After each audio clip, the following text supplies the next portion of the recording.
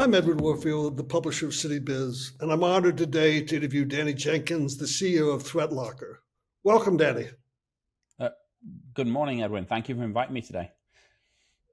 You recently returned from a Middle East business trip. Danny, tell us about where you were and the purpose of the trip. So I spent time in Dubai and Qatar. I actually went to Dubai because we currently have an office in Abu Dhabi and we're relocating to Dubai. So I was there picking an office, but we also met with probably 30 CISOs and customers and prospects while we were in Dubai.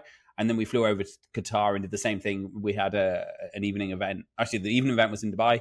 We had the meetings in Qatar, and I met with, I think over the few days, of 30 different CISOs, and really just talking about what their security concerns are, what their needs are, what they're trying to achieve. And of course, this was right in the middle of the whole thing with Iran blowing up as well. That was a risky trip. Yeah. So I landed in, I flew to Qatar the day that Iran was bombed, and I was like, please don't get stuck into Qatar. Please don't get stuck into Qatar. And I got out that evening, and the next day they shut down the airspace in Qatar. So tell us about some of the recent growth of ThreatLocker. So essentially, we've been really focused on continuing to improve our product, enhance our customer experience. But as a result of that, I think in the last year, we nearly doubled our revenue, also doubled our customer base. We're growing exceptionally high in the larger enterprise space right now. So a lot of financial, manufacturing, aviation is actually taking off quite a lot for us as well. So a lot of different sectors growing quite a lot. But essentially, because we're really focusing on solving the problem, which is stopping malware to begin with, rather than trying to chase it once it's in, companies are really understanding this is the best way forward, and that's allowing us to grow exponentially. So we continue to hear about cyber attacks occurring worldwide. Can you provide any insights into the recent attacks? So there's a few different areas that these are coming from. There's the traditional cyber crime gangs. So you've got organizations, if you like, that are intentionally doing spear phishing attacks, ransomware attacks. We've seen a little bit of change in the ransomware, still seeing a lot of encryption, but also starting to see a lot of data exfiltration more than encryption. So they'll come in, they'll exfil all the data, and then they'll encrypt later on if they're going to encrypt at all. And then they'll use that to blackmail you. If you don't pay this ransom, we're going to leak this data on the internet. There's still a lot of that. That's growing at a nice steady rate every year. But then in addition to this, you're also seeing this nation-supported attacks, if you like. So countries like Iran that aren't necessarily launching the attacks themselves, but they're supporting and helping and protecting organizations that will launch attacks on US companies, on Western companies. Which is a segue to the international landscape of cybersecurity. What are your concerns regarding China, Russia, North Korea, and the other countries? So I think we see this a lot. So one of the things we do when we deploy ThreatLocker is we actually tell you all of the software and all of the countries where the software comes from, so you're informed. And our objective is not tell you what you should and shouldn't run in your environment. But if you're running a coupon clipper that saves you 20 cents off your Amazon order, and in exchange there's a Chinese company that can see all your passwords, you start questioning, is the value worth the return? Of course, in the past, we've seen Russia repeatedly get caught. We saw it with Kaspersky embedding backdoors into the software they deliver. That doesn't concern me as much as the attacks from these nation states on US companies. It keeps me up at night every night. We've got so many checks internally. What if a Russian spy gets hired by ThreatLocker? What if a Russian spy gets hired by SolarWinds? And we have serious checks. So every single thing has to be checked and validated by 3 departments before it can go out. Not just 3 people, but 3 separate departments.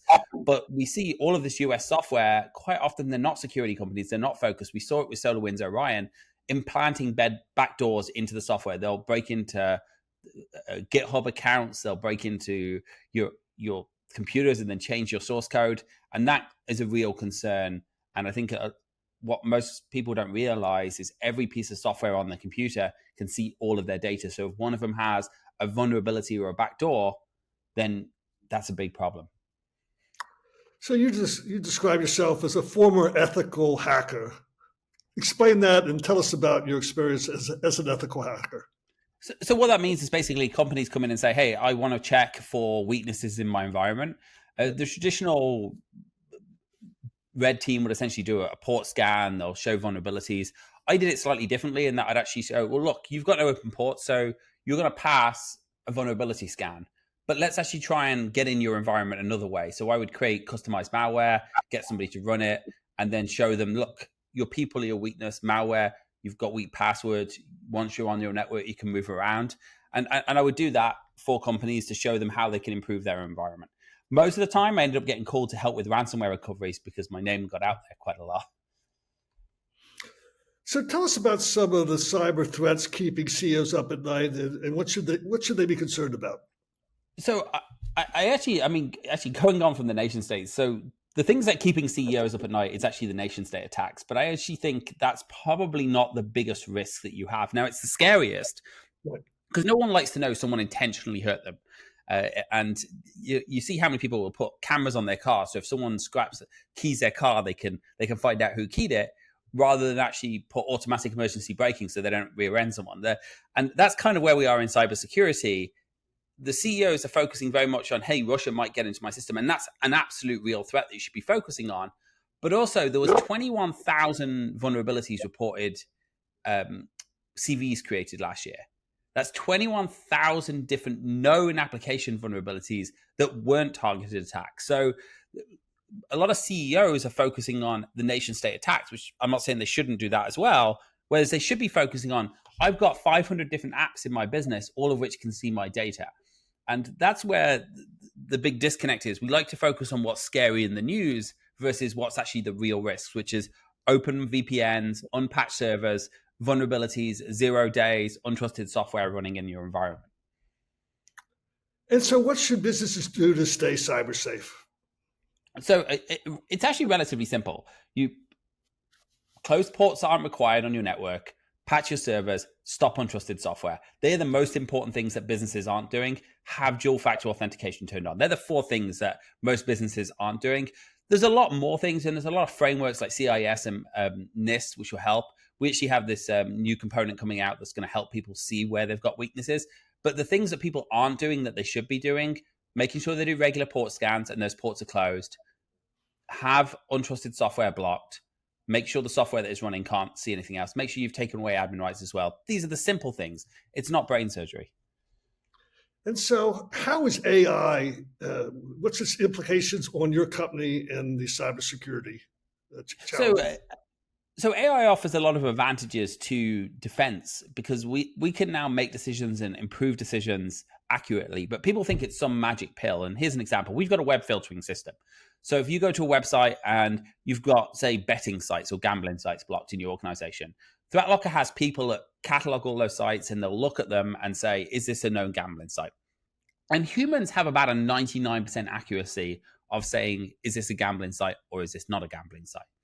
AI has a 70% accuracy. So as a vendor, AI can't help me by replacing people for what people should be doing. But what it can do is I can now cross-reference my human decision with AI decisions, and it can really improve accuracy. And that's the right way to use AI. Unfortunately, for an attacker, it's even scarier because you can now go into any LLM, ChatGPT, and say, hey, write me a piece of software that essentially steals all the data from someone's computer. Now, if you put it like that, it's going to tell you can't do it. But if you say, hey, write me a piece of software that scans my hard drive, figures out where all the files are, and backs them up to someone else's Google Cloud, it'll go, okay, here's the software. And that's allowing attackers to write malware that's never been seen before. And it's very, very hard to detect that because if you put the same malware into AI and say, is this malicious? It will say, no, this looks good. And so how is ThreatLocker responding to these new implications? So I think the truth is you have to accept that we're going to find undetectable malware out there. And the way to deal with it is not to look for what is malware, but to just block everything by default. Because if you say, I'm going to block all software, I don't care if it's backup software, if it's data exfiltration software, if it's malware, if it's Angry Birds, it doesn't matter. If my business doesn't need it, I'm going to block it. And that means malware is going to be blocked, but also malicious tools, things like that you didn't even know about. And then in addition to that, we're going to assume that every piece of software that is allowed in your environment is dangerous. So we're going to limit what it can do. So if you've got a photo editing app, it'll be able to edit your photos, but it won't be able to see your financial documents. And that's really the trick. If you can take away applications permissions and you can stop unknown applications, you really win. And you now don't care if it's detected or created by AI. It doesn't matter. It just can't run. So let's talk about consumers now. I mean, I think there was an article a couple of days ago on the front page of the Wall Street Journal, someone who was attacked. And so tell us, people are losing money as a result of cyber criminals targeting them. Discuss the cyber threats affecting consumers. So I think the same threats that affect businesses affect consumers. I think where it gets more interesting from a consumer point of view is you can't put the same defenses in place. It's very easy for a company to say, we're the security department, we're putting these locks on your door, like it or not. As a consumer, you now have to take responsibility for yourself, which is much, much harder to protect from. Someone might steal your identity. The ones we see most often are identity theft. Somebody will say they're from the IRS. You click on a link, upload your driving license. Before you know it, they're stealing your credit. You might download a piece of malware on your machine and it might upload your files. Now, you're not as heavily attacked as businesses for things like ransomware because you're less likely to get paid. But definitely consumers are attacked. What consumers can really do is obviously be very vigilant. Don't download things on their computer that they don't need on their computer. Lock their credit files. So if they do have their identity stolen, the amount of damage that can be caused is massively reduced as well. So is there any part of the Danny Jenkins story or the ThreatLocker story that you haven't shared with us today that you'd like to share? I think there's thousands of parts, but I think the most important thing is, look, I've spent 20-something years now, and someone thought I was in my 50s earlier on today because I spent so long in this industry. I started very, very young, and I've seen every type of ransomware, every type of malware, every type of cyber attack you could possibly think of. And one thing I noticed is all of the ones that aren't detected are unique and different. So the best thing you can do is just assume everything is bad, put provisions in place to limit your risk. So whether it's stopping untrusted software, whether it's limiting what applications you do, have dual factor on your account. So if you accidentally give your password to someone, they can't get in with your phone. These are the simple steps to take. And I think I've done this for a long time. I've seen it for a long time. And this is what stops cyber attacks. So, Danny, I want to thank you for sharing and bringing us up to date on your journey and the ThreatLocker journey. Keep us surprised as you continue to tackle the cyber attacks out there, and that ThreatLocker continues to grow. Thank you for your time. Thank you, Edwin.